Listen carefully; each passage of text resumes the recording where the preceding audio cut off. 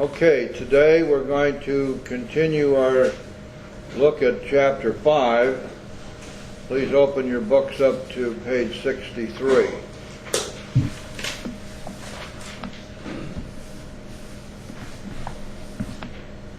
We have reached the point in the chapter 5 where for the rest of the chapter it deals with the fourth step. Now remember that the chapter 5 contains that part of which Paul just read, then the third step, and then the fourth step. 5, 6, 7, 8, 9, 10, and 11 are in chapter 6. So we're going to be taking a look at what chapter 5 has to say about the fourth step today. However, we will not be getting into it in detail. When we come back to go through the steps and learn how to teach the steps, we'll take about 3 weeks on the fourth step and get into it in real detail. But suffice it to say for right now that the fourth step is designed specifically to find out what is wrong with us today. Now, you may not have heard that before, but the fourth step is designed specifically for us to find out what our present reality is. Now, it makes sense when you stop to think about it, because that's all we can deal with anyway, isn't it? In order to do that, we're going to take our cues and our clues from the past. And by looking at the past, we're able to bring ourselves right up to today to see what it is about ourselves that needs to be fixed. Let's start out with some real basic stuff here, because the fourth step goes right to the heart of our problem, and it is the basic step which will be utilized in our lives from now on. Whatever we learn to do now in the fourth step, we're going to be using so long as we stay in this program and so long as we continue to stay sober. The basic fact is that you and I are powerless over alcohol, which means precisely that we cannot stop drinking on our own. That our minds are so warped and that we are so goofy that we're not able on our own, in our own willpower, to stop drinking. That's what powerlessness means. It does not mean that we are running around saying, oh golly, that old devil liquor has me whooped. It means precisely that we can't stop drinking. Now, the basic fact again is this. As alcoholics, if we do not stop drinking, we will die, because we have a disease which is invariably fatal, which is incurable and progressive. And so therefore, the fact that we can't stop drinking on our own is the pivotal point. That's our powerlessness. In order for us to be able to be freed from alcohol, to be able not to drink, we must have a power in our lives, and that power has to be a power greater than ourselves, and for most of us that power is called God. The recognition then that in order for us to survive, to be free from alcohol, to be freed from the symptomology of alcoholism, we must have God in our lives. Because it is only through His power that we're going to recover. Now there's something else here which is critical to keep in mind, and that is that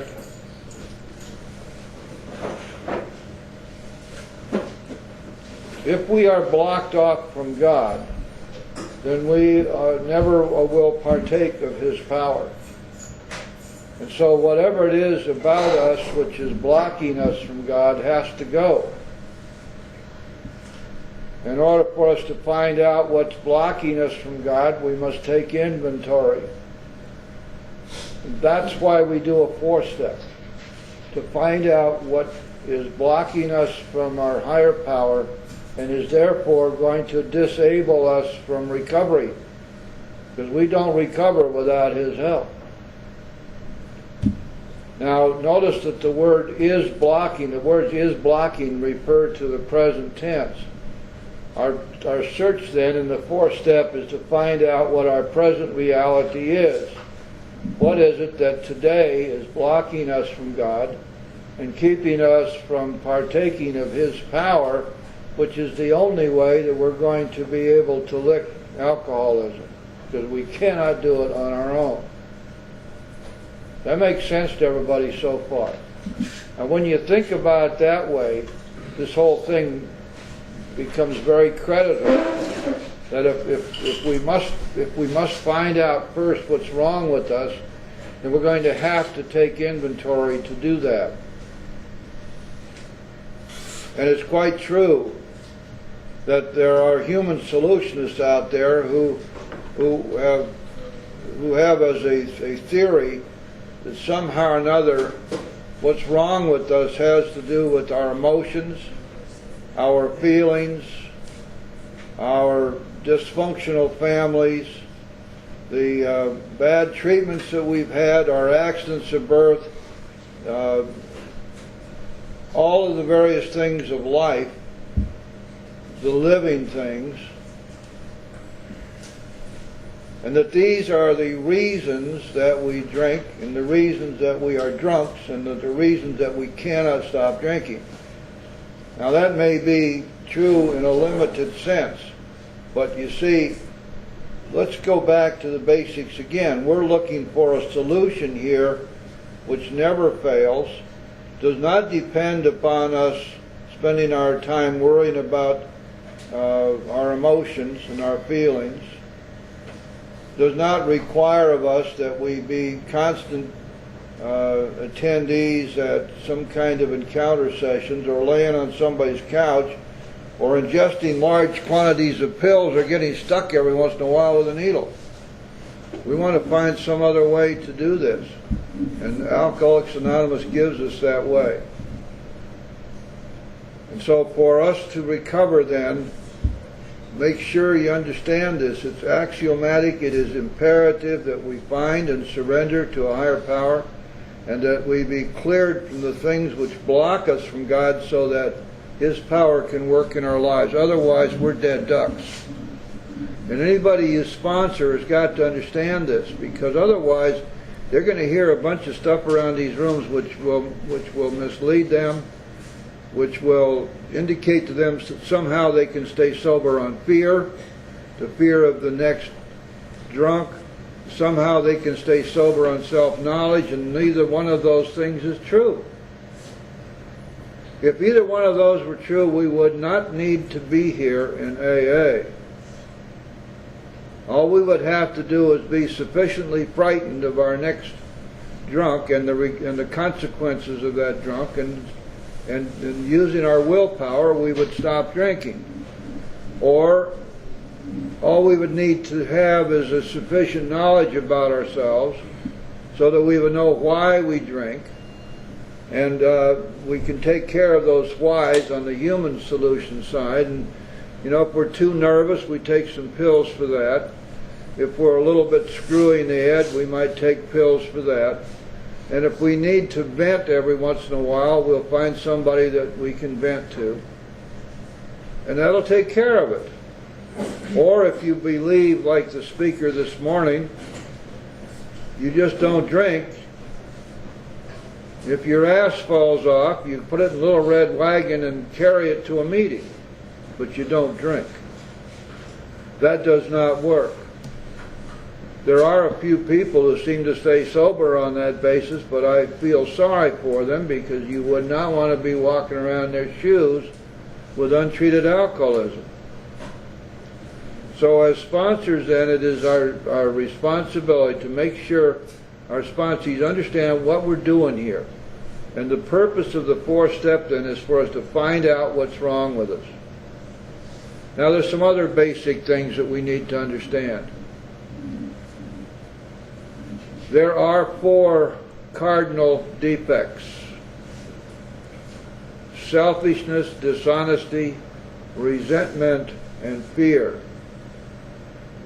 Of these, selfishness seems to be the root of our troubles, and yet selfishness in it is also driven by fear. But here's the basic stuff. We are powerless over self. We can't get rid of self on our own. We have to have God's help to be freed from ourselves. We can't get rid of fear on our own. We are powerless over fear. Fear is a phantom of our minds. It's a form of insanity because it deals with something which is not real. It deals with the hypothesis that something might happen. And so we spend today in fear of what might happen, and we take today and flush it down the toilet.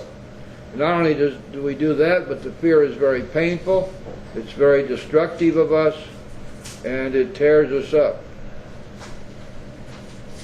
And so, in order for us to be freed from fear, we need God's help.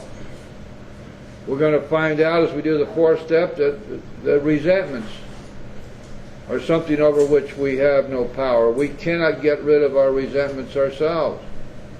It tells us in the big book that we are as powerless over them as we are over alcohol. We can't wish them away any more than we can alcohol. Likewise, we're powerless over our dishonesty, because dishonesty is a function of fear. We're only dishonest when we're afraid of the results of being honest. Again, we have to have God's help to be freed from this. Okay, with these thoughts in mind then, we're going to have to find out all about our selfishness, dishonesty, resentment, and fear. To do that, we're going to work the 4th step.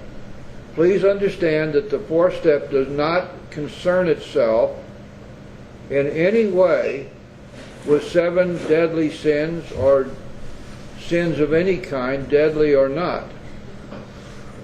This is not a religion. We do not make moral or religious judgments in here about other people. You may do so if you wish, if that's your religious conviction. We have no problem for the individual. But the big book and the steps do not deal with sin. We're dealing with defects of character. And these defects of character are all the result of fear working on our natural God-given instincts for sex, security, and society. You want to look at it this way: pride is the godfather of all of our defects. And fear is the hitman that pride sends out to kill us. Because fear is a destroyer. And so we're going to have to now find out what it is that's blocking us, because we know that we cannot be freed from these things ourselves, and we're going to need God's help to do so. When do we work a 4th step? Let's find out. Bottom of page 62. Last 2 lines. After the 3rd step. Next, we launched out on a course of vigorous action, the 1st step of which is a personal housekeeping cleaning, which many of us have never attempted. Though our decision was a vital and crucial step, and that means the decision of the 3rd step, to turn our life and our will over to the care of God. Though our decision was a crucial step, it could have little permanent effect unless at once followed by a strenuous effort to face and to be rid of the things in ourselves which had been blocking us. The 2 words, at once, mean exactly what they say. We've done our 3rd step, we immediately commence our 4th step, at once. Our liquor was but a symptom. Please understand what this is saying. Alcohol and the ingestion of alcohol is a symptom of the disease of alcoholism. And alcoholism in its most basic form is a form of spiritual bankruptcy. So we're not talking about alcohol as being a cause, we're talking about it as being a symptom. Real important to understand the difference. That's why the big book does not say stop drinking. That would be foolish. Tell somebody you can't stop, they got to stop. It tells us to find a power greater than ourselves which will solve our problem. Our liquor was but a symptom. Now here's the rule. We had to get down to causes and conditions. And to do that, then we're going to take inventory. Let's go to the second paragraph on page 64. Talking about, the paragraph before talks about taking inventory in a business. Now it says we did exactly the same thing with our lives. We took stock honestly. First, we searched out the flaws in our makeup which caused our failure. Being convinced that self, manifested in various ways, was what had defeated us, we considered its common manifestations. That's a very, very important sentence. Look what it's telling us. That the root of our problems is selfishness and self-centeredness. On page 62, 2 pages back, it tells us precisely that. That the root of our trouble is selfishness, self-centeredness, and we can't get rid of self on our own. It also tells us that decisions based on self have put us in a position to be harmed. And so as we look at our 4-step inventory, keep in mind that our primary search here is for self and selfishness, self-centeredness, self-centered fear, self-delusion, self-will, run riot. Okay? When you understand that, then you understand what this 4-step is all about. It's a search. It's a search to find out and to identify what is wrong with us and to put names to what's wrong with us. Selfishness, fear, dishonesty, resentment. Going to the next paragraph. This is again extremely important. When you're working with your sponsees, please make sure they read this and that they understand it. That resentment is the number one offender. It destroys more alcoholics than anything else. Why? Because deep resentments block us, absolutely block us from God. When we're walking around full of anger and rage and resentment and thoughts of revenge, we've taken that day and we've flushed it down the toilet. We've destroyed the day. And resentment will do that to us. Resentment blocks us from the sunlight of the Spirit. We may wish with all our hearts to become close to God, and we can't manage it. Some of you have had the experience of trying to pray and hoping for a God buzz of some kind. It just doesn't happen. And you feel alienated from God. You feel as if He really doesn't love you. The problem was that you couldn't get through to Him. You're blocked from the sunlight of the Spirit. God couldn't reach you. You can't get through self. Stop and think about if your soul and your spirit is filled with self, there's no room left for God, is there? We got to be rid of self to let God in. Going on, from it stem all forms of spiritual disease, for we have been not only mentally and physically ill, we have been spiritually sick. We can characterize that as spiritual bankruptcy. Now here's a little rule which sounds preposterous, and yet it's the absolute truth. When the spiritual malady is overcome, we straighten out mentally and physically. And it does not say, oh golly gee whiz, we might sort of have some help a little bit along the line of mental and physical. It says flat out, when the spiritual malady, the spiritual bankruptcy, the spiritual illness is overcome, we will straighten out mentally and physically. And when you've been around here for a while, and some of you have, you've seen such miracles of physical and mental recovery that many times it's beyond the power of the doctors and psychiatrists to explain it. They just don't know how that possibly could have happened. So therefore, in dealing with resentments, we set them on paper. This means now that our inventory is going to be a written one. Everything that we're going to do on the fourth step is in writing. We do not take inventory in our heads. Think about it. If you owned a shoe store, would you go in the back room and try to inventory your stock and trade in your head? And obviously not. Not only are we going to miss some things by doing that, or we won't certainly remember much of what we looked at, but we'll get sidetracked halfway down the road and never finish it anyway.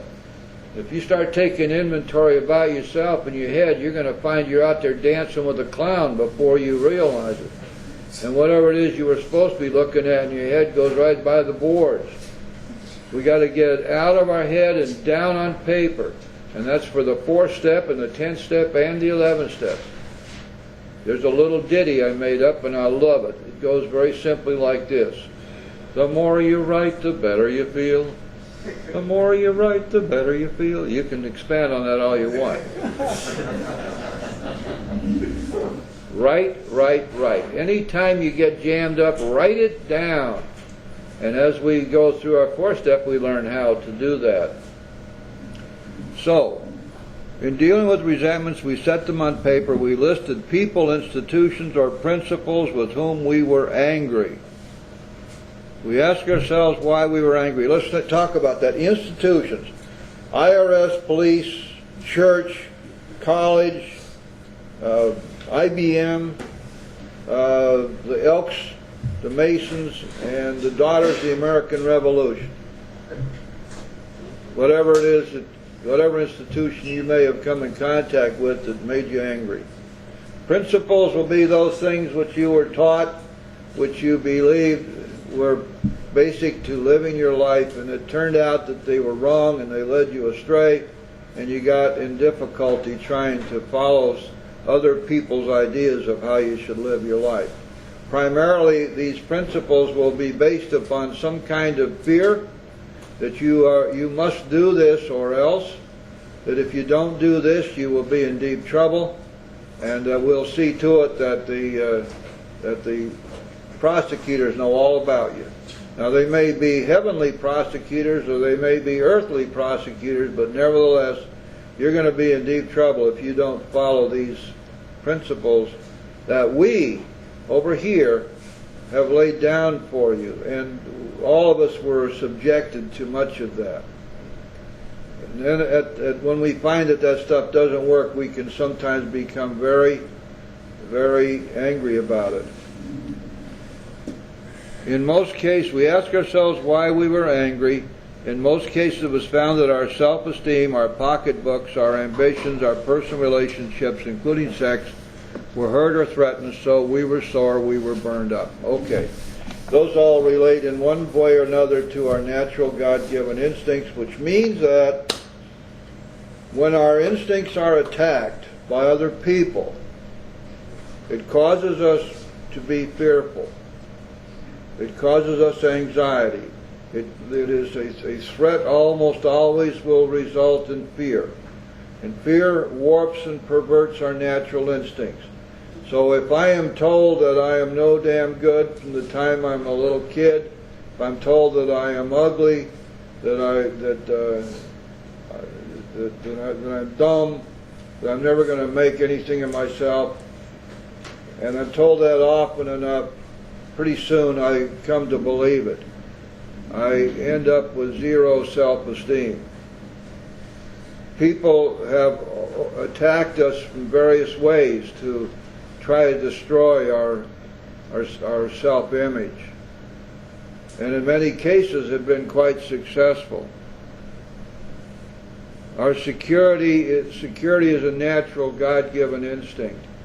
And when our security is threatened in any way, now that includes, of course, our financial security, we get very angry, we get fearful, we get anxious.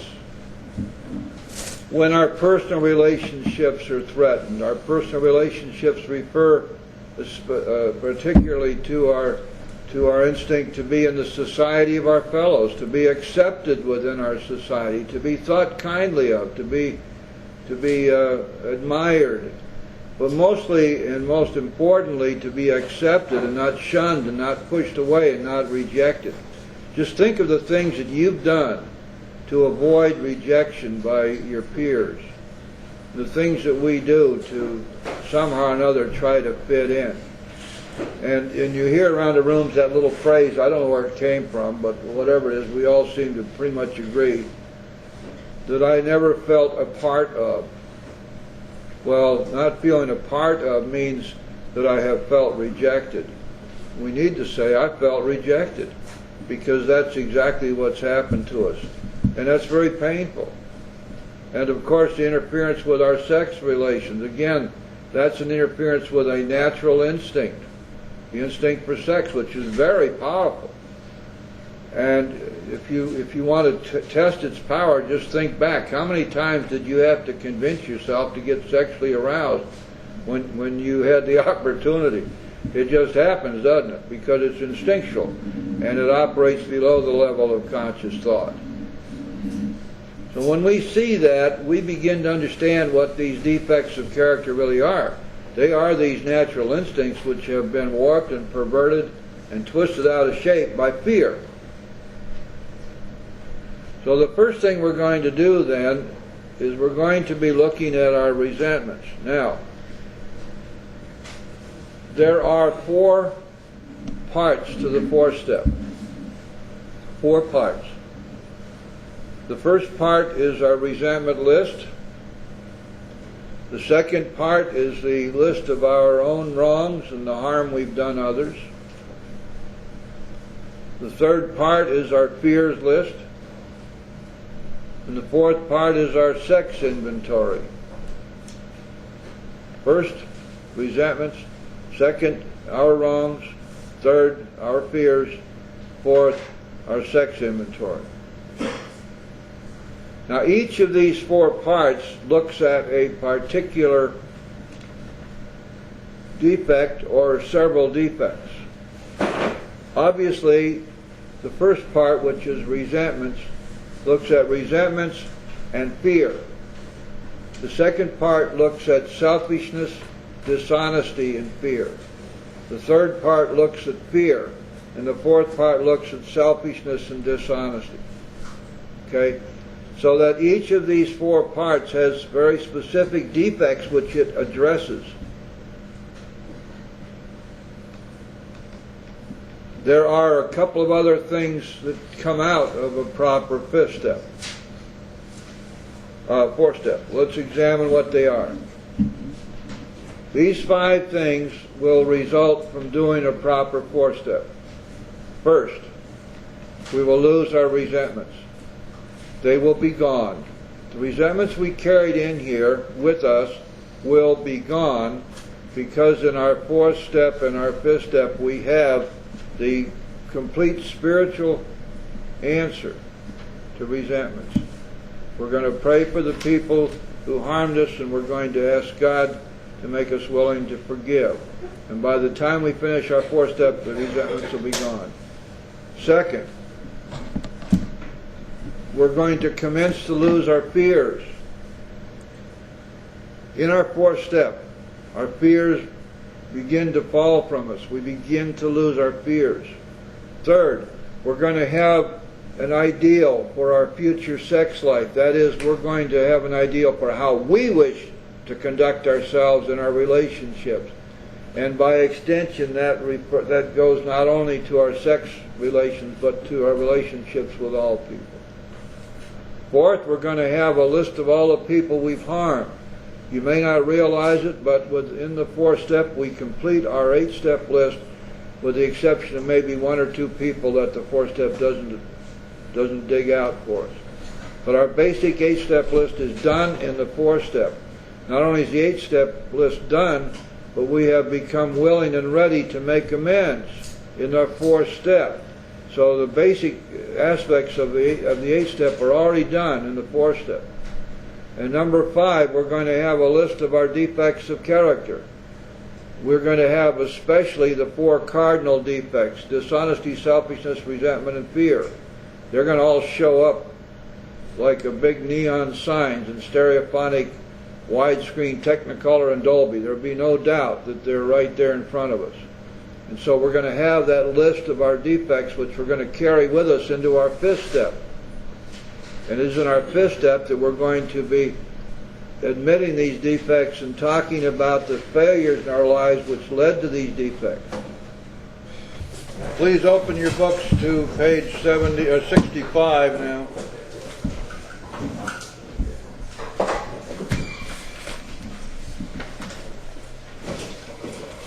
Without getting into a lot of detail, let's think about this resentment list and what it is and why we need to do it. We've already discussed the fact that these resentments are killers. They're killers because they block us from God. And without God in our lives, we don't make it. Let's always remember, when you're working with your sponsees, keep going back to basics with them so that they understand what in the heck we're doing here. Without God in their lives, they don't recover. And so we must find our resentments, and we must deal with them. Now, what about resentments? What in the world are we talking about? If we look it up in the dictionary, we don't get much help. But there is a very simple definition that resentments are long-term anger. They are anger which persists. It may be that the persistence of this anger is no more than for a few days or even for a few hours. Resentment would not be something where we have a flash of anger and then it goes away. Many resentments your sponsees will have carried with them all of their lives. Some of these resentments are so well hidden that they're barely recognizable. Many times the resentments only surface as a matter of deja vu, sometimes only in sporadic moments. Maybe there will be years between them surfacing. I like to think of resentments as a whole gang of termites which are chewing away at the foundations of my house. And they're down there buried in the wood, the subconscious. And I don't even know they're there until the floors start to collapse. Now, termites being the way they are, if we don't get them all out, they're going to go find themselves another queen and start over again. So we can very easily end up having another gang of termites very quickly. The same thing, if you were to go to your physician who's about to operate on you for cancer of the stomach and say to him, "It's okay, doc, I'd like for you, it doesn't matter if you leave a little bit in there." He'd look at you like you were crazy. Well, we can no more leave resentments than we can leave cancer, because resentments are cancerous. They eat us alive. This means then that we're going to have to find a way to identify all of those resentments which even appear to have disappeared. You see, your sponsee will most likely tell you, "I don't resent anybody. I don't have any resentments. I know that all of these things that people did to me were my own fault. I mean, they told me down at the treatment center that my mother did the best she could." But nevertheless, look at what you did to her. And no wonder she treated you that way. Therefore, you must not resent her. Oh, okay. Well, then I guess I don't resent her. Balderdash. We don't wish away resentments. They don't get talked out of resentments. We don't get rationalized out of resentments. We can hide them. We can be self-delusionary about them. We can rationalize them. We can excuse them. We can do everything we want to do to them. But it's just like a preposition. Resentments are like anything a rabbit can do to a hill, and you can't figure out every way that that rabbit has to get into that hill. I don't care how smart a psychiatrist you got. And so we're going to have to go the other way. We're going to have to dig them out. We're going to find out what they are and why we have them. That why is so important because it's always going to boil down to what they did to us or around us, which caused us to be fearful, to be angry, and thus to develop a resentment. Now, to do that, we need to review our entire lives. We cannot depend upon our memories in the sense of whom do you resent right now? Well, let's see. Joe and Charlie and Tom and Dick and Harry and Alice and a couple of other women I can't remember the names of. Also the Catholic Church, the cops, the IRS, and the Marine Corps. That's all you resent? Yeah, that's it. I don't have any other resentments.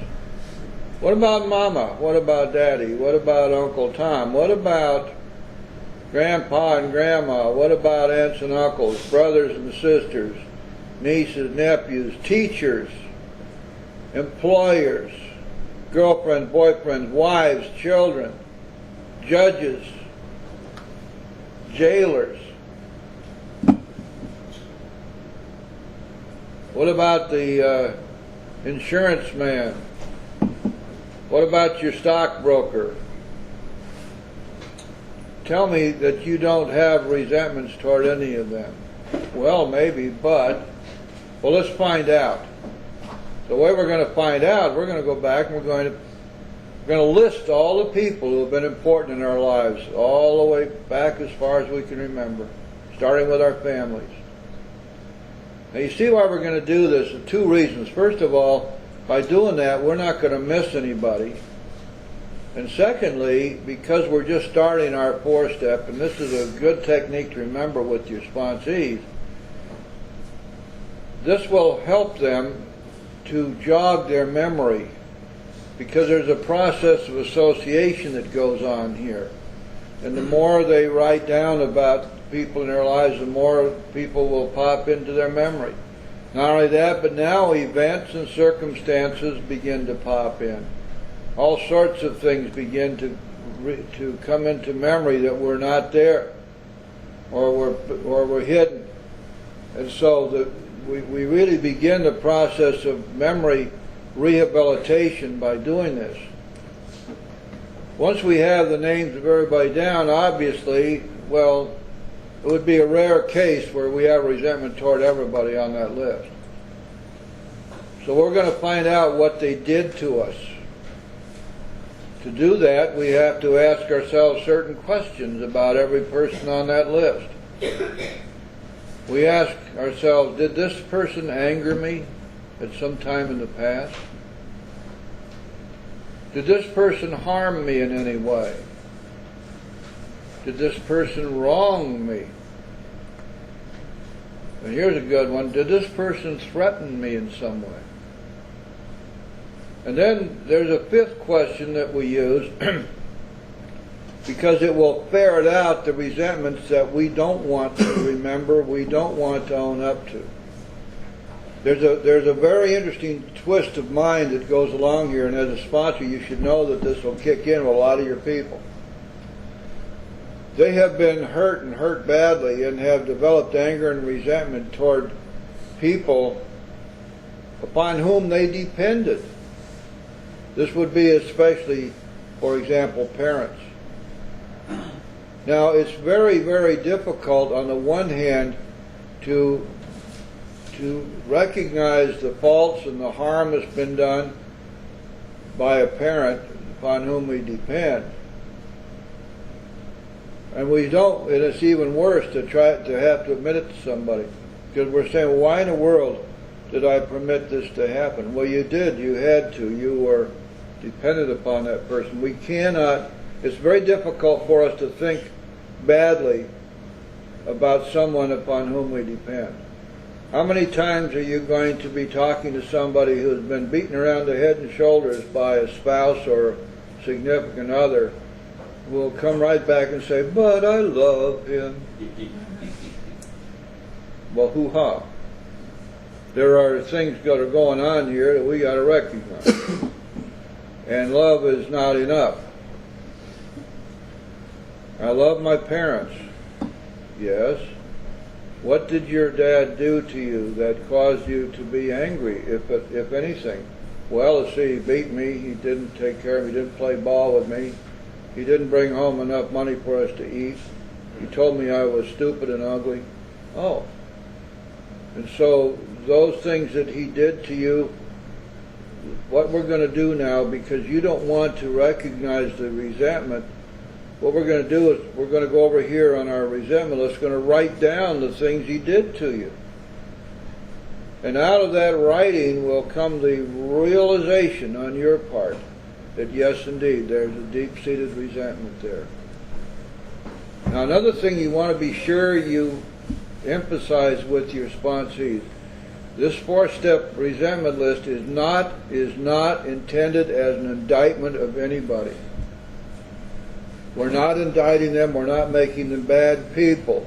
All we're looking for is what did they do that caused us harm and fear and resentment. And so when we find somebody who's not willing to recognize the harm that was done, the 5th question we ask is, was this person unfair to me? Now you see, unfairness is not a pejorative, it's not an indictment. It doesn't mean bad, it just means unfair. And I've had sponsees who wouldn't answer yes to any harm or wrong or threat or anger, but they would answer yes all the way down the line to unfair. Well, now, think about it for a second. When somebody treats you unfairly, isn't it usual in your experience that this would anger you in a way? That would discomfort you at least in some way. So when we write about what was unfair, then we find out that it was truly harmful. We just didn't want to admit it. We did not want to say that anybody was wrong or bad. Somebody's gotten to us ahead of time and told us we can't do that. And we've accepted that as being true. So now by this time we know exactly what we're going to write about.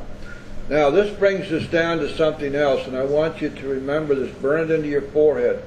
There is no 4th column or 5th column in the resentment list.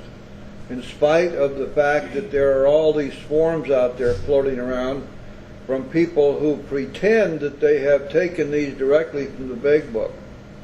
But they have not. They've added their own predilections, their own view of how it ought to be. They have failed to recognize one of the most important facts about this resentment list. It is designed specifically for us to uncover the wrongs that others have done us. Because in order for us to be set free from our resentments, we must be willing to forgive the wrongs that were done. If you stop and think about that, if you're going to forgive something, you got to know exactly what it is. You cannot have taken that and blurred all the edges by saying, oh, but then look at what I did to her. I'm not picking on Mama here. Look what I did to him. You see, Therefore, what I did to him offsets what he did to me, and we come out with a great big zero, which is not at all the truth. At all. Because we're still stuck with the fact that we resent him, and now we can't do anything about it because we've hidden again from ourselves the truth of the matter. He hurt us, and we resent that hurt. But there is a way out, and that is that we can ask God for the willingness to forgive that action which harmed us. And this will set us free. If you're going to forgive something, you have to know precisely what it is. You cannot blur the edges.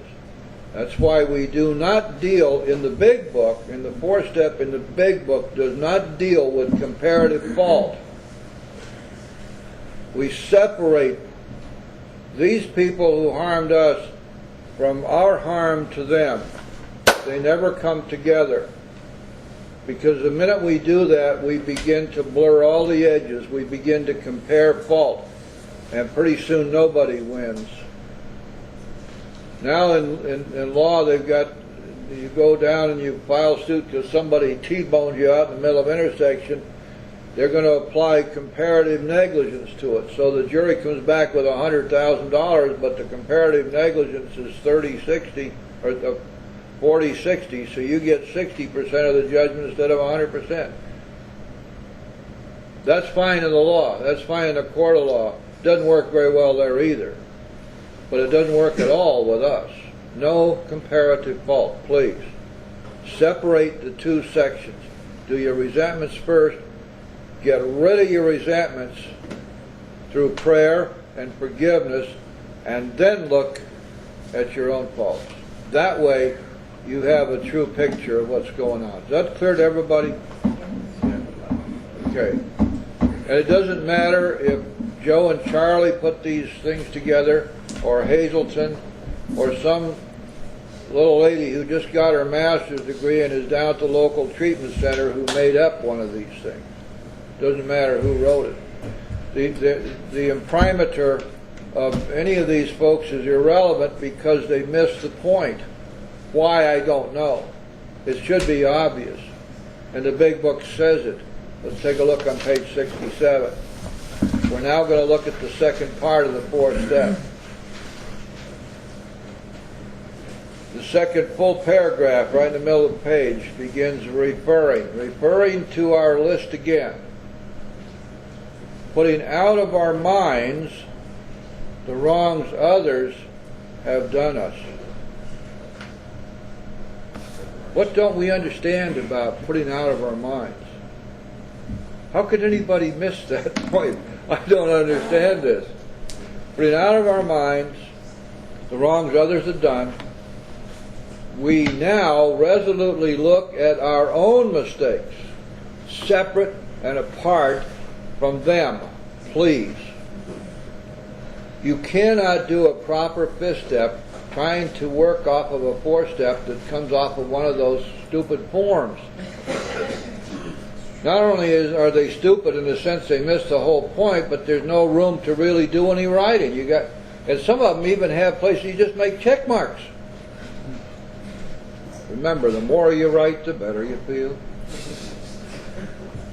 These steps, these parts of the 4th step require a narrative description. Let's look at this on page 67. We resolutely looked at our own mistakes. Now there are 4 questions here. They're headed up by the word where. It doesn't say, were they?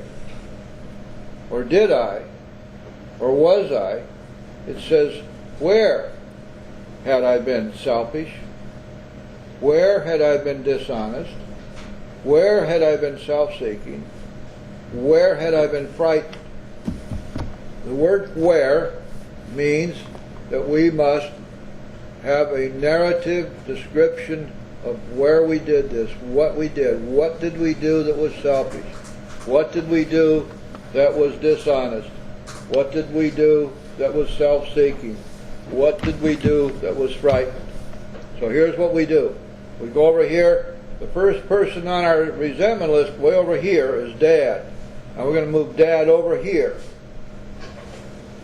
Now we've already gotten rid of our resentments of Dad. They're gone because we prayed for him and we asked God to make us willing to forgive what he did to us. We don't hate him anymore. Now it's time when we can look at Dad. What did I do?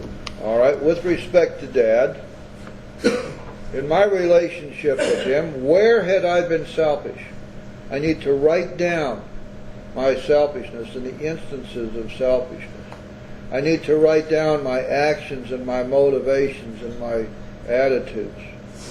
When we finish that, with respect to Dad, my relationship with Dad, where had I been dishonest? We finish that. Where had I been self-seeking? And where had I been frightened?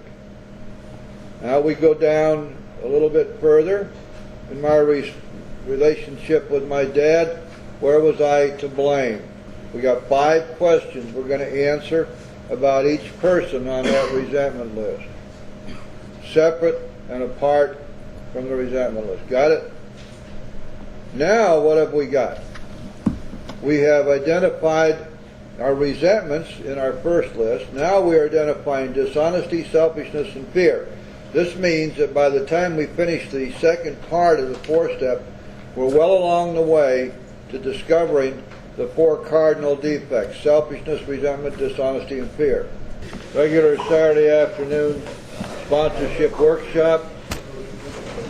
This is a regular meeting of the Stairway Group. My name is Jim, and I am an alcoholic.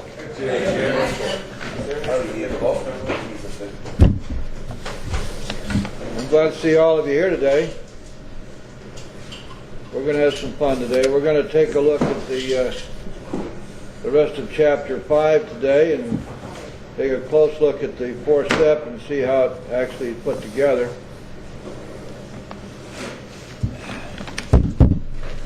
This is an Alcoholics Anonymous meeting. We have an abbreviated format in the interest of saving time. This meeting is an hour and a half in length, and we take a 10-minute break at the halfway point. Please feel free to ask any questions or make any comments as we go along. And let's start the meeting with a moment of silent meditation, and we'll say the Serenity Prayer together.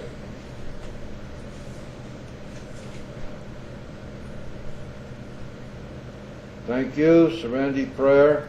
God, grant me the serenity to accept the things I cannot change, courage to change the things I can, and wisdom to know the difference. Amen. And Alcoholics Anonymous is a fellowship of men and women who share their experience, strength, and hope with each other. They may solve their common problem and help others recover from alcoholism. The only requirement for membership is the desire to stop drinking. And there are no dues or fees for a membership. We are self-supporting to our own contributions. And AA is not allied with any sect, denomination, politics, organization, or institution. Does not wish to engage in any controversy, neither endorses nor opposes any causes. Our primary purpose is to stay sober, help other alcoholics to achieve sobriety. And the primary purpose of an Alcoholics Anonymous meeting is the teaching and practice of the 12 steps. And we concentrate on that in our workshop. If you have not been with us before, this workshop is designed to give each of us a very good handle on the big book and where to find everything and how it all ties together.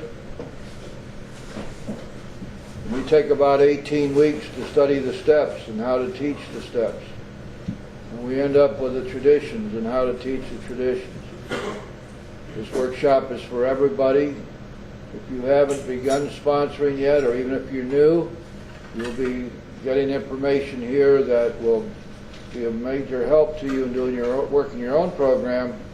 But also, our aim here is to make sure that we feel confident and secure when we begin to sponsor people, that we know what we're doing we know where to find everything, and we know how it all comes together, and we know how to teach the steps and the traditions. So this workshop will normally run between 34 and 36 or 37 weeks. We don't have a script we follow, so it all depends on how quickly we learn. If you want to have the sponsorship workshop on CD, Tom here has that. We've done about, I don't know, 3 or 4 of them recently. This is the getting close to the 15th year that we've been doing a sponsorship workshop. So if you want it on CD, it'll be available to you. Anyone here with us today who's been out improving their resume and coming back? Yes, sir. Hey, Matt. We're sure glad to have you here, Matt. Thanks for coming. Anybody who's visiting us from other groups or from out of town or outer space? No? Okay, anybody the first time at this workshop? Anthony Alcohol. Hey, Anthony, hi. Good to see Bob, good for you. Jay Alcohol. Hey, Jay. Chance. Is it Tim? Chance. Ken. Chance, like last chance. Chance! All right, last chance for you, buddy. Last house on the block, right? Yeah. There you go. Okay. It's customary traditional in our workshop to read a portion of chapter 5 from the big book, and Paul's going to do that for us. Please turn your books to page 58. Follow along quietly. This is a real good idea to do at every meeting, and very definitely teach your sponsees to do this, because chapter 5 contains the whole program of Alcoholics Anonymous in 3 pages. It's real important that everybody know it carefully. Go ahead, Paul. Chapter 5, how it works. Rarely have we seen a person fail who has thoroughly followed our path. Those who do not recover are people who cannot or will not completely give themselves to this simple program. Usually men and women who are constitutionally incapable of being honest with themselves. There are such unfortunates. They are not at fault, they seem to have been born that way. They are naturally incapable of grasping and developing a manner of living which demands rigorous honesty. Their chances are less than average. There are those, too, who suffer from grave emotional and mental disorders, but many of them do recover if they have the capacity to be honest. Our stories disclose, in a general way, what we used to be like, what happened, and what we are like now. If you have decided you want what we have and are willing to go to any length to get it, then you are ready to take certain steps. At some of these we balked. We thought we could find an easier, softer way, but we could not. With all the earnestness at our command, we beg of you to be fearless and thorough from the very start. Some of us have tried to hold on to our old ideas, and the result was nil until we let go absolutely. Remember that we deal with alcohol, cunning, baffling, powerful. Without help, it is too much for us. But there is one who has all power. That one is God. May you find him now. Half measures availed us nothing. We stood at the turning point. We asked his protection and care with complete abandon. Here are the steps we took, which are suggested as a program of recovery. 1, we admitted we were powerless over alcohol, that our lives had become unmanageable. 2, came to believe that a power greater than ourselves could restore us to sanity. 3, made a decision to turn our will and our lives over to the care of God as we understood him. 4, made a searching and fearless moral inventory of ourselves. 5, admitted to God, to ourselves, and to another human being the exact nature of our wrongs. 6, we're entirely ready to have God remove all these defects of character. 7, humbly asked him to remove our shortcomings. 8, made a list of all persons we had harmed and became willing to make amends to them all. 9, made direct amends to such people wherever possible, except when to do so would injure them or others. 10, continued to take personal inventory, and when we were wrong, promptly admitted it. 11. Sought through prayer and meditation to improve our conscious contact with God as we understood Him, praying only for knowledge of His will for us and the power to carry that out. 12. Having had a spiritual awakening, as the result of these steps, we try to carry this message to alcoholics and to practice these principles in all of our affairs. Many of us exclaimed, "What an order! I can't go through with it." Do not be discouraged. No one among us has been able to maintain anything like perfect adherence to these principles. We're not saints. The point is that we are willing to grow along spiritual lines. The principles we have set down are guides to progress. We claim spiritual progress rather than spiritual perfection. Our description of the alcoholic, the chapter to the agnostic, and our personal adventures before and after make clear three pertinent ideas.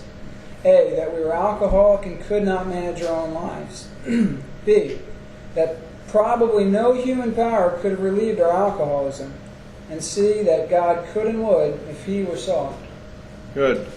Thank you very much, Paul. And she won't let anybody out of here till she's paid the rent. You better get moving. I can't talk any longer, Marilyn. Just get these things moving around. All right, let's get moving here. After we pay the rent, we're going to take a 10-minute break. Please be back in your seats in 10 minutes. Thanks, Jim.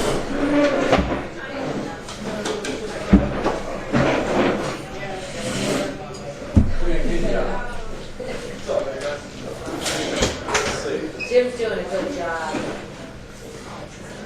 Shaking everybody's hand. How you feeling, man? Everything's cool. It's all right.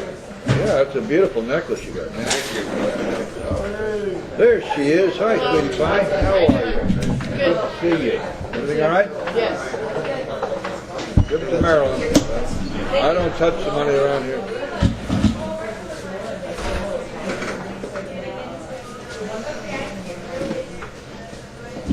Hey, Tommy, we got a good turnout today. Yeah. It's because Marilyn's here. That's gotta be. It's that smile of hers that drags them in. Wherever I go, there I am. So it's gotta be.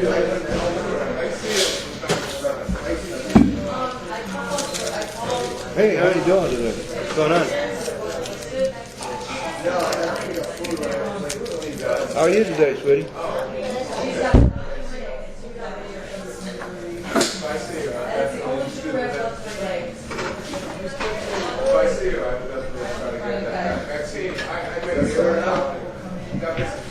So did I.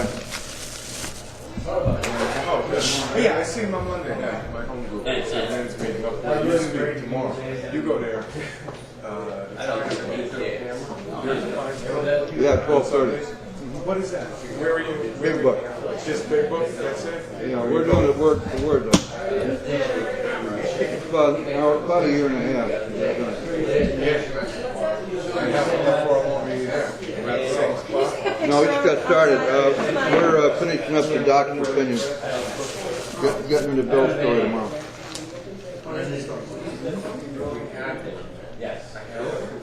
Well, I'll see what I can do on the weekends for you. That'd be wonderful.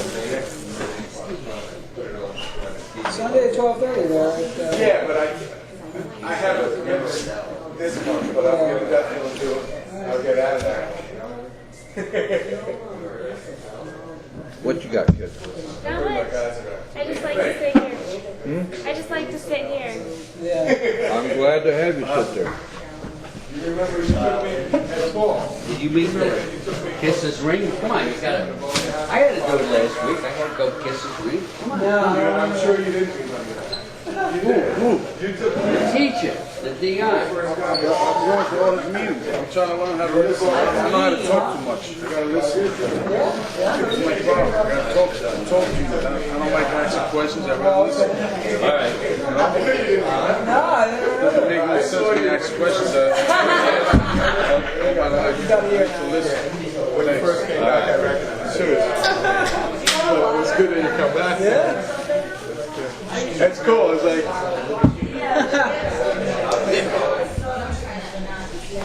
Old Boca House. Yeah, they're going to be shutting down in a year and a half, I think. what? The city of Boca is shutting down, I think. I tell you, you know what? I only have $1. That's not recovery. No, That's it's not. definitely not recovery, but Marilyn, Yes. you need some more It's a coffee? starting point. Oh, you yeah. got me to the meeting. You got me to go to 98. Got me to Alcoholics Anonymous. There's a lot of people here today. And most of them, You can join. That's How right. many did it start out with? Right. How many people did it start out with? Yeah, oh yeah. How about 10, I think? Yeah? 10 or 12. Oh, so it's like It's not a bad thing. no, it's not. It's nothing to do with this. The more you write, What? I couldn't hear you. the more you write, the better. You got it. You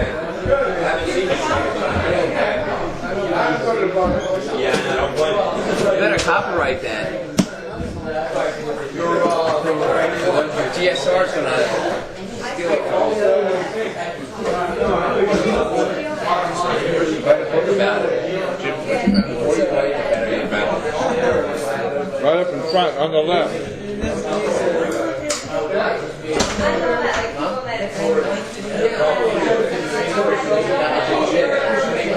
Yeah, he's sure. I don't know what you know. I'm just saying, he's a riot guy.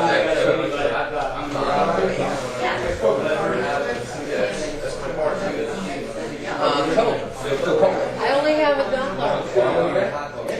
Let me see if I can scrape some.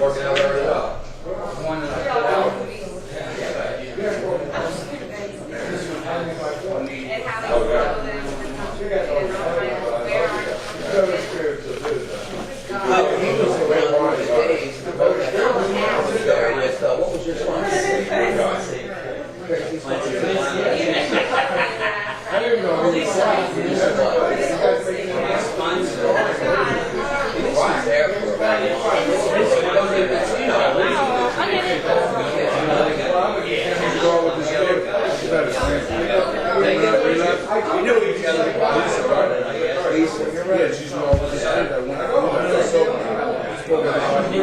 Okay, guys, let's get going.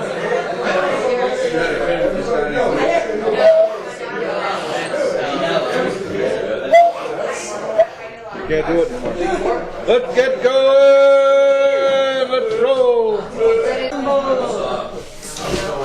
Ready to rumble. 12 rounds. Okay, guys.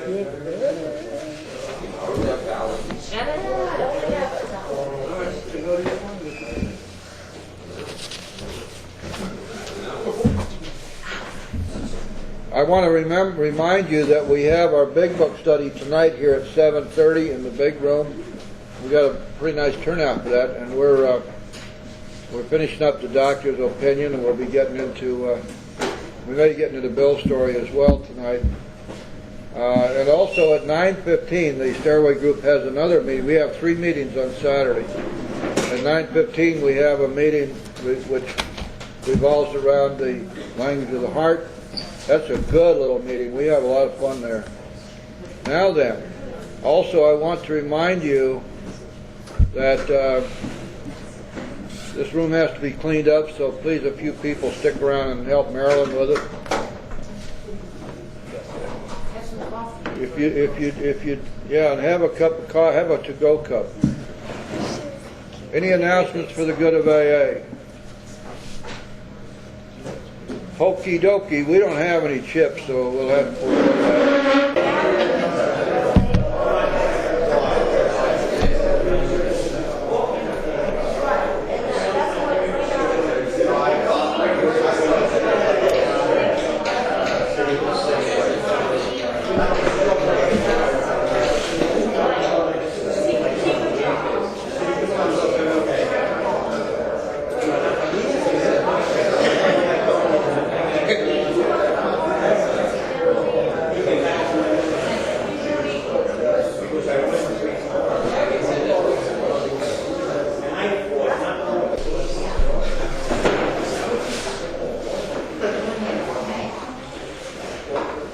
Jim. I'm an alcoholic. Hi, everyone. I'm glad to see everybody here tonight. I want to welcome you to the Stairway Group of Alcoholics Anonymous. It's our regular Saturday evening meeting. Tonight we are continuing our discussion of the Big Book, and we will be taking up the doctor's opinion, Dr. Silkworth's opinion tonight. Incredible piece of work, and we're going to study that very carefully. Please join me in a moment of silent meditation. We'll say the Serenity Prayer together. Thank you. Serenity Prayer. God, grant me the serenity to accept the things I cannot change, the courage to change the things I can, and the wisdom to know the difference. Amen. Lord, we want to call now. Chapter 5, Outworks. Rarely have we seen a person fail who has thoroughly followed our path. Those who do not recover are people who cannot or will not completely give themselves to this simple program. Usually men and women who are constitutionally incapable of being honest with themselves. There are such unfortunates. They are not at fault. They seem to have been born that way. They are naturally incapable of grasping and developing a manner of living which demands rigorous honesty. Their chances are less than average. There are those, too, who suffer from grave emotional and mental disorders, but many of them do recover if they have the capacity to be honest. Our stories disclose in a general way what we used to be like, what happened, and what we are like now.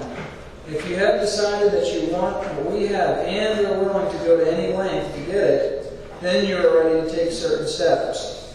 At some of these we balked. We thought we could find an easier, softer way, but we could not.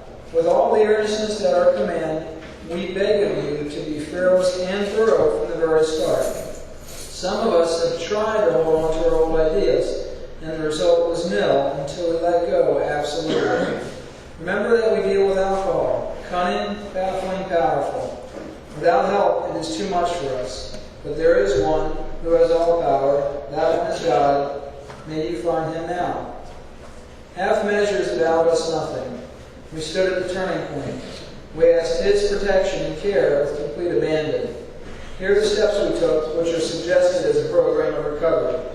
1. We admitted we were powerless over alcohol, that our lives had become unmanageable. 2. Came to believe that a power greater than ourselves could restore us to sanity. 3. Made a decision to turn our will and our lives over to the care of God as we understood him. 4. Made a searching and fearless moral inventory of ourselves. Okay? Now then, we have also done something else. In examining what we've done, which has been harmful to others, we have begun to compile our 8-step list. You see? Because we've been identifying the things we did which we need to make amends for. And we will also have begun to be willing to set these matters straight. Look at the bottom, look at page 67 again. The last sentence in that second full paragraph, we admitted our wrongs honestly and were willing to set these matters straight. That's the 8th step, guys. We've identified the people we've harmed and we've become willing to make amends.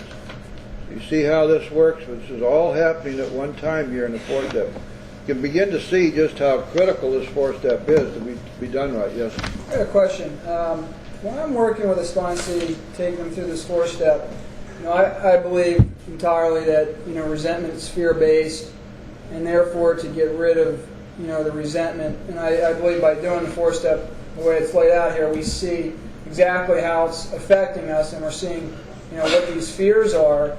And part of the spiritual solution of the fear, to get rid of the fear, which I believe also is obviously going to get rid of the resentment, is to share that with another person. And I always go through these first 3 columns, these 3 columns here with them one by one, so that they're sharing it with another person, and then instruct them to pray as are the results. And I know other people show them the instructions on how to do the entire 4 steps, say go do it, and come back to me before. And that's, I think, where that blurring happens sometimes when they're comparing the faults. Well, you're right in general terms, but the solution to resentments revolves around our willingness to pray for them and ask God to give them everything we want for ourselves, and to ask God to make us willing to forgive the wrongs. Of course, when you're working a 4-step with somebody, you don't hand them a stupid form and say, go fill this out and see me when you're through. We work with our sponsees all the way through, especially in a 4-step. By the time they finish their 4-step, you already know everything to know about them. So the 5th step's basically done, right? And but the 5th step has a different purpose. But we'll talk about that next week. But yes. However, you got to remember that resentments, we're going to need to be taking care of resentments as we go through the day. When anger pops up, there's not always going to be an opportunity to talk to somebody about it. But if we pray for the people and ask God to make us willing to forgive them, you cannot hate somebody and pray for them at the same time. Sooner or later, the prayer cancels out the anger. I don't know why, but it does. Does that answer your question or not? Yeah. Okay.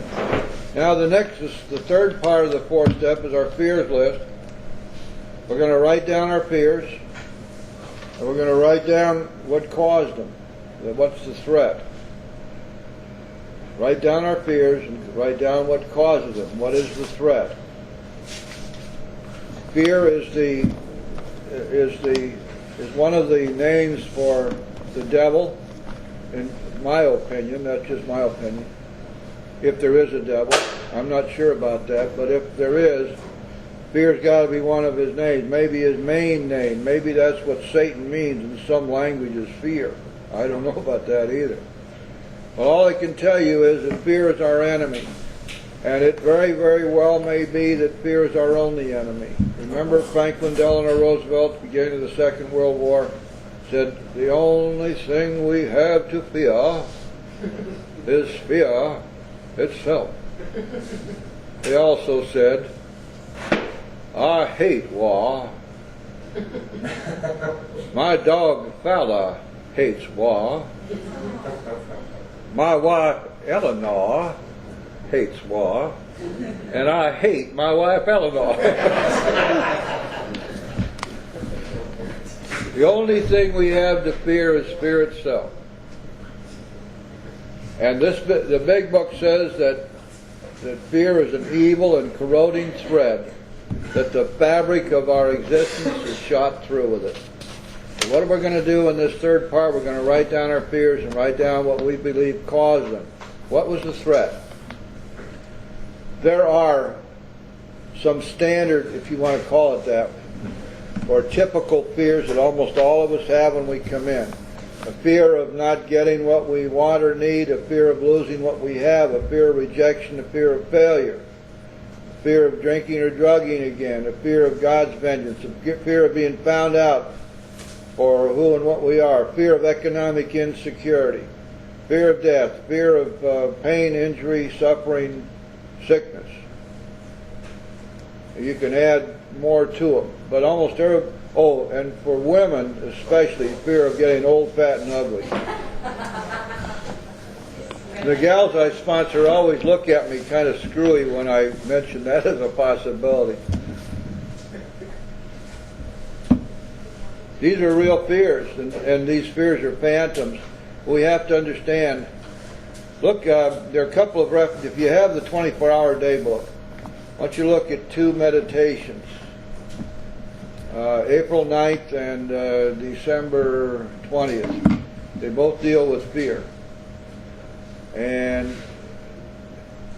the April 9th tells us that fear is a phantom, which means that it's a product of our minds we manufacture. We're not talking about the fear engendered by a .357 Magnum held cocked with the safety off and a madman on the other end of that weapon pointed right at your head, or a bus about to crush the life out of you. We're not talking about that. We're talking about something that hasn't happened yet, may not, probably won't happen, but we're afraid of it anyway. And we manufacture these fears, and they're phantoms, and they have no reality because they're always dealing with something that hasn't happened yet, and which is not imminent in the sense of imminent peril to life and limb. And since they are phantoms and products of our mind, they're a form of insanity. You can't heal a sick mind with a sick mind, so we don't even try. But what we got to understand about our fears is that they are very contagious, they're very toxic. If you're living in an environment of fear where people around you are full of fear, you're going to find that you are infected with that fear, and you need to do something to deal with it. You've got to teach your sponsees to do the same thing. Now there is a little formula, and this comes right out of the big book. I just put it all in one place. Fear, recognized and written down, discussed with another person, and turned over to God, equals no fear. Please don't be misled by the human solutionists who don't have any real solution for fear, and they tell us, well, you have to walk through your fear. The definition of courage is one who walks through their fears. Why in the world would you want to do that when you have a perfect spiritual solution to a spiritual problem which works every time? Why would you suffer the pains of fear when you don't have to? Why would you suffer for 1 second longer than you have to? Why would you take the risk that you're not going to be able to function because the fear is too disabling, and many times it is? Why would you take the risk of ending up in a deep depression because you have fears you have not taken care of? When we recognize the fear and write it down, we talk to somebody about it, and we ask God to remove it. When you get to the 5th step, you will find that having once discussed the fears with the person taking our 5th step, it says 5 words. Our fears fall from us. They're gone. And then finally, the 4th part of the 4th step is our sex inventory. We find that on page 69. And again, we have some questions to answer. First, we're going to write down the names of everybody we've ever had sex with. And if it has to be, we can put down Chicago A, B, and C, and Miami 1, 2, 3, 4, and 5. If we can't remember names, it doesn't matter. What we have to do is be able... You laugh. Another thing to remember with your sponsees, if they've had a lot of one-night stands, lump them all together, because they'll all have pretty much the same characteristics. Now we're basically looking here for... I have a question, I'm sorry. Yeah. One-night stands is different than, say you've been... I don't have that many one-night stands. I got a lot of relationships where they lasted for 3 weeks, 4 weeks. So, do you remember their names? Some of them I do, yeah. Well, put down the names you remember, and put down... They won't go under brief encounters? No. You know, what's part of one-night stand, don't you understand? Because I already did it, and I put it under brief encounters, and I thought...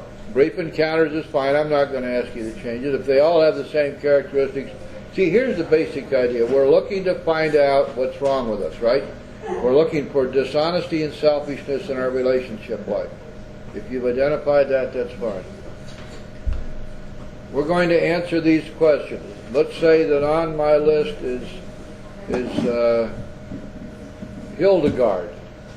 I've got to be politically correct here. I've got to make sure that I don't mention the name of anybody who might possibly be a real person around here. Hildegard. In my relationship with Hildegard, where had I been selfish? Where had I been dishonest? Where had I been inconsiderate? Notice again, this requires a narrative description of my dishonesty, selfishness, and inconsideration. Whom had I hurt? Did I hurt her? Now, I might be wanting to say, well, you know, she was pretty much of a trampy type person, and I'm pretty sure that she never took any of that seriously anyway, so I'm pretty sure I didn't hurt her. That doesn't work. What we have to do is we have to look inside and say, if that had been done to me, would it have hurt me? Because that's the only objective standard we have. We cannot outguess whether somebody else was hurt or not. That gets way too messy, and there's too much room for error there. Now this is a yes or no, did I unjustifiably arouse jealousy or suspicion or bitterness? We can say yes or no.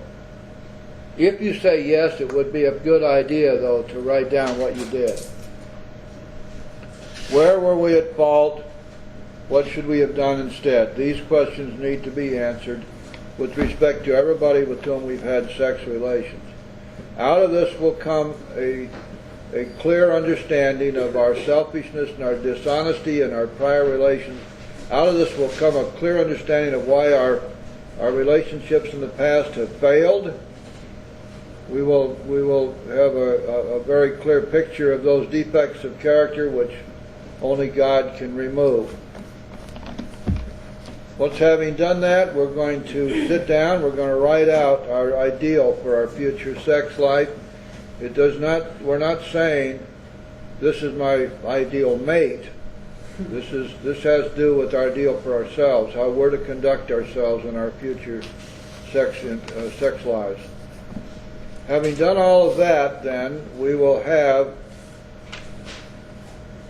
gotten rid of our resentments, we'll have begun to lose our fears, we'll have an ideal for our future sex life, and we will have a list of the people we've harmed and become willing to make amends to them all, and we'll have a list of our defects of character, and especially the 4 cardinal defects: resentment, dishonesty, selfishness, and fear. However, tell your sponsees if they got other things about themselves that they uncovered that they think are damaging or destructive, or even they don't like about themselves, laziness, procrastination, bad temper, all that stuff. Please, please, please, no sin, please, no sin.